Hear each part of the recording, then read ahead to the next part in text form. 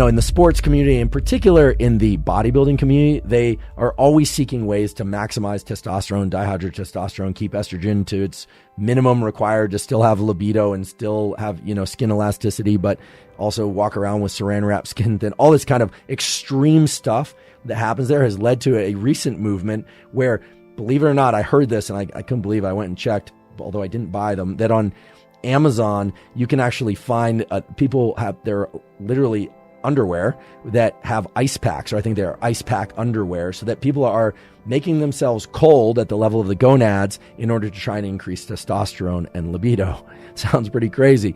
But believe it or not, that and things like ice baths and cold showers can have positive effects on the sex steroid hormones. How weight training impacts hormones.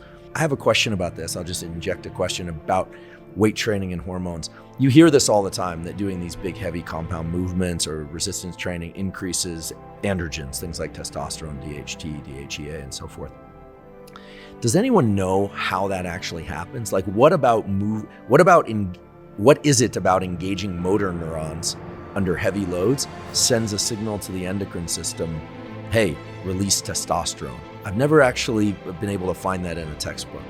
Yeah, I think it's the stress response, right? It's mechanical stress and it's metabolic stress. And these are, the downstream regulation of testosterone release at the gonads comes from many different areas. From the work that you did as a PhD student and throughout your career, could you say that there are some general principles of training that favor testosterone production in terms of that somebody who's not an elite athlete could use? I actually think that a lot of people who think they need TRT, when I hear about guys in their 20s and 30s, look, I'm in my mid 40s and I can tell you that you can get and maintain very healthy testosterone levels without TRT if you do the right things, the behaviors, the nutrition, all the other stuff. Now, for people that aren't getting prescribed TRT but want the increase in testosterone, there are these plant compounds like tonga ali, and another one which is very interesting. It's a Nigerian shrub called Phaedogia agrestis, and it mimics luteinizing hormone, which is the hormone that comes out of the hypothalamus that stimulates the testes if you got those and the ovaries if you've got those to make more testosterone or estrogen.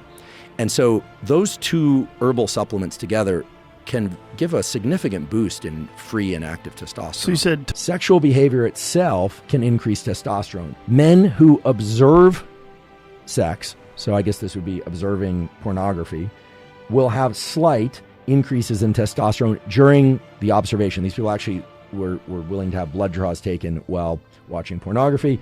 They had increases in testosterone that were very modest, of about 10%. Whereas when people participated in sex, they actually did this study where people had blood draws and they had real sex with their partners, and they had 70% increases in testosterone. So there are increases in testosterone that are quite significant during the physical act of sex, and far less so during observing sex. Get the morning light, avoid bright light in the evening, late at night and throughout the night. So that's so there's a do and a don't there. Yeah. Train hard for 45 minutes to 60 minutes, 2 to 4 times a week, right? I think that's reasonable.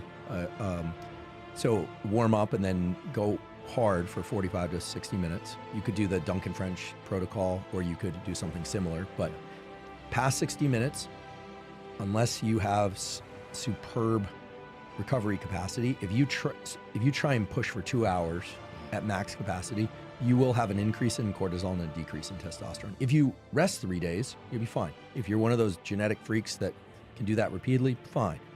But for most people, really intense effort for 45 to 60 minutes, maybe 75, maybe 90. Again, it's not like a gate shuts, right?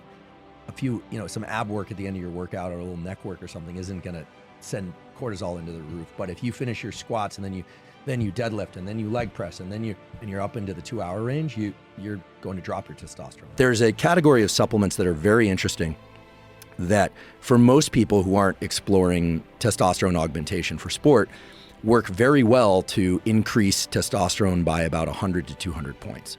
Not, 300, not a tripling or anything like that. And the main ones are 2 substances. One is called Tonga Ali. Oh yeah, that stuff's real, huh? Yeah. Oh yeah, because what happens is the testosterone molecule it's basically carried in a cargo. So it can be in its free form, unbound form, free testosterone. And everyone says, oh, I want more free testosterone. You want more, but these what are called sex hormone binding globulins. So there's something called sex hormone binding globulin and albumin. They carry the testosterone molecule to the different tissues of the body. So you don't want all your testosterone free. You want some of it bound up so that it can be delivered to the different tissues, including your brain.